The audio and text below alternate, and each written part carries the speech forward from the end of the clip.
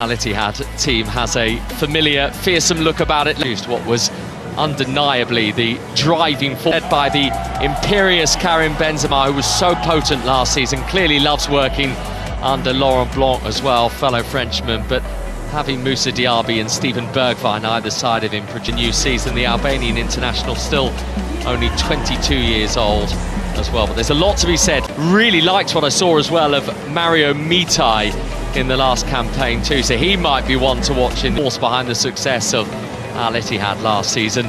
For consistency when you are trying to win the title again, that is what Al-Ittihad are looking to do.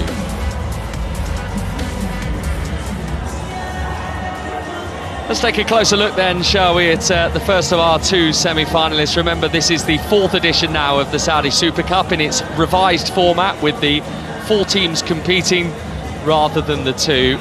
And I think for Georges, being with Cristiano Ronaldo was just too enticing for him to turn down. So much talk earlier in the summer about Ronaldo's future, so many questions of Jesus. I mean, he was talking about it himself. He's got such a plethora of great players to work with, but he said the prospect about whether we'd see him in an Al-Nassr shirt again, but having committed to stay, he then, perhaps unsurprisingly, had a very big say over the appointment of fellow Portuguese Jesus. So clearly those two feel that together they can lead Al-Nassr to some long overdue glory. And talking of Portuguese contingents that seem to be growing at Al-Nassr, here is another player that has come into the club over the summer from that particular part of the world.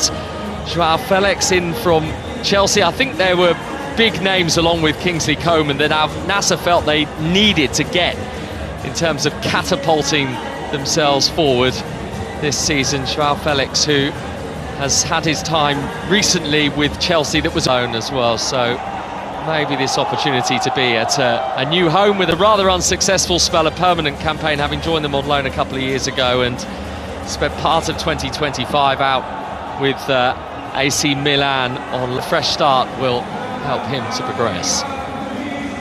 Mentioned Al-Nassr losing the Super Cup final to Al-Ahly in 2024. Al-Ittihad beaten by the same side in the 2020.